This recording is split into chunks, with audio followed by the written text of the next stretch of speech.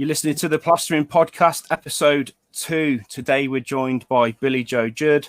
Billie, good morning, Billie. Thanks so much for joining us today. It's great to have you on. Now, what do you prefer, site work or domestic work? I know that you do both. Which do you prefer? Definitely domestic. I mean, my site work is very small sites, so I've not done any of these big building sites, if you know what I mean. It's all like a school or whatever.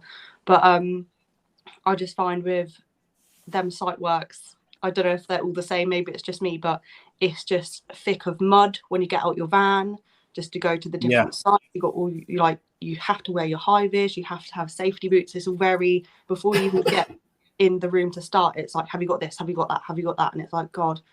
I've been on quite a lot of sites, like you say, when it's all meterage, and because there's so many gangs of plasterers on that site, even though it's small, there's 10 different plasterers there. And I've walked into a site and I've ended up just doing the reveals because they've taken the meterage out of all the rooms. And I'm like, well, what am I going to do? Oh, the reveals. I've earned about 10p today.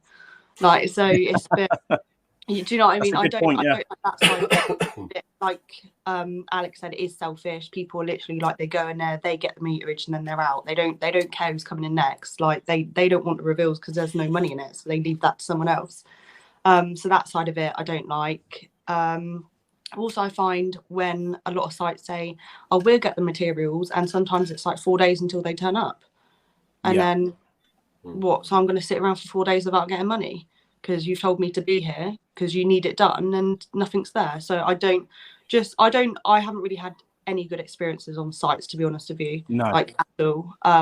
So I can't say one thing about site work that I like, to be honest. Wow. But, one thing I liked, one thing I did like about site work is obviously as a domestic spread, you're constantly marketing and you're constantly trying to generate leads so you can get the next job in. But what I liked about site work was the reoccurring work and having the long runs where you didn't have to, like Alex said, this is nice, you know, because you don't have to think, I suppose. You just turn up with your tools and you've got a big run of work in front of you, and that's what I think is probably the big selling point for it. Billie, what are your thoughts on this? Do you think all plasterers should have at least a little bit of site experience, or is it not necessary? What do you think? Yeah, I think site experience is to appreciate domestic work.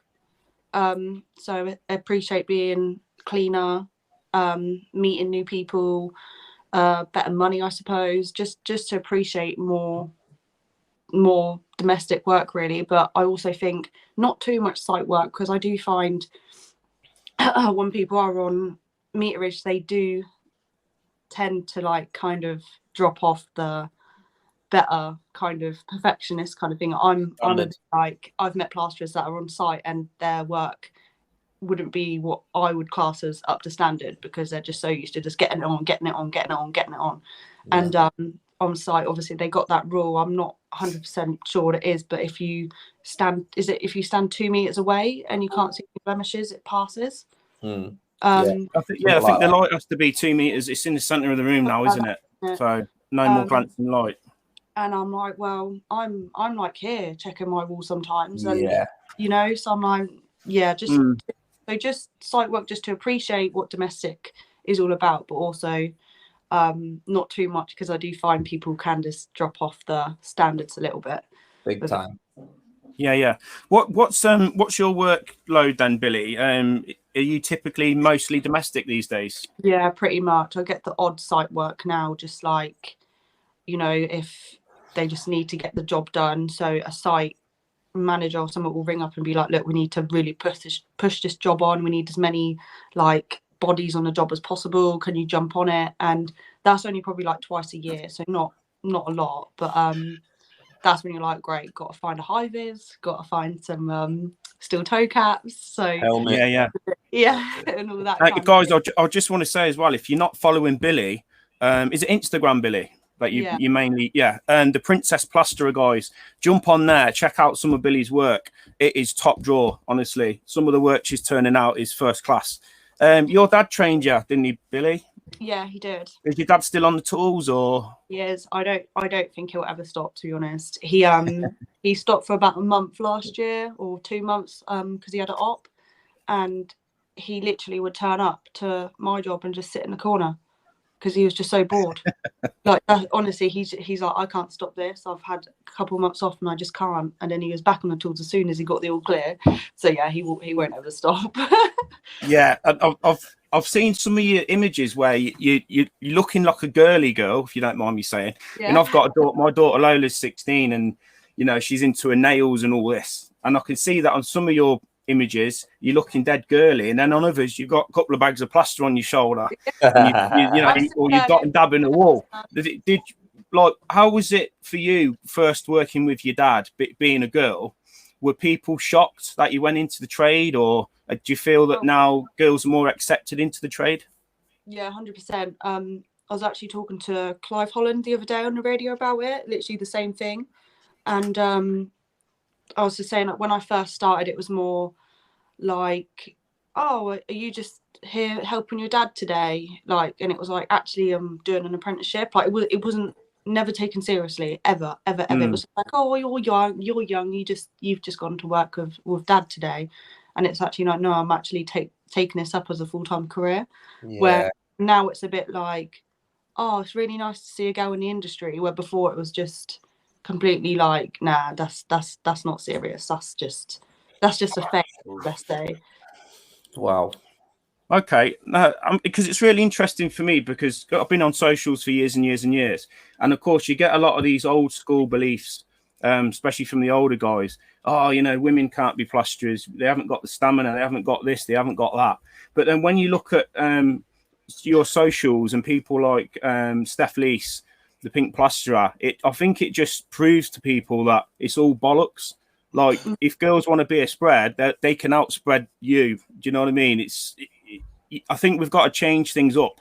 And again, by you jumping on your socials and just sort of sharing it out everywhere, it can do, you're going to become sort of a city on the hill, aren't you, for other young girls that are interested in getting into the trade.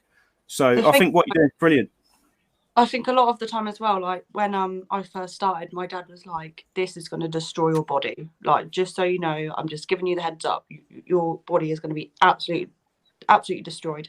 But when he was telling me his younger stories about bags of plaster being 50 kg instead of 25 now, and not having drills and not having speed skims, I'm like, the thing is, it is 10 times easier now. So I do feel like it is more easy for everyone to give it a go. Where he said before, it was a really hard game. You really had to be, quite not so strong, but in a like you said before, the mindset of this is a really, really hard graft, where I think now they've made it so much more easier that it's not as bad as everyone thinks.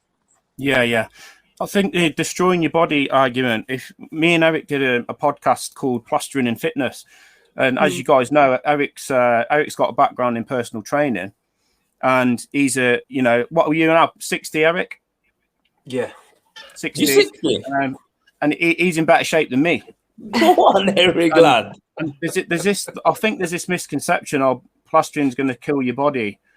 But yeah, I mean, if you look at people like Eric, if you've looked after yourself and you're doing it, you're not being silly with it. I mean, Eric, are you still fighting fit? Have you still got your 6 pack? I like to be. I'm 6 kilos over my ideal, mate. So if I lose 6 kilos, I'll have a let yourself go, have you? I've let myself go. I mean, when I watch your videos, mate, you're smashing the ceilings on. You're doing your floating set, and you could probably outwork most guys I know that are in the 30s or 40s. Well, I don't do more than 3 sets maximum in a day, but generally 2. And if you're making the money on it, if you're making the money on it, it's no point in killing yourself. And as I say, I've got no joint issues at 60, mate. Not my wrists are fine, my elbows, shoulders. Right, I'm conscious Billy's got to shoot off, so thanks again, Billy, for jumping on. If you need to get going, how can people get hold of you, Billy? Can they just jump on your Insta? Yeah, literally just jump on Instagram. It's pretty. I don't think anyone else has the same name as me, unless there's a few fake accounts. But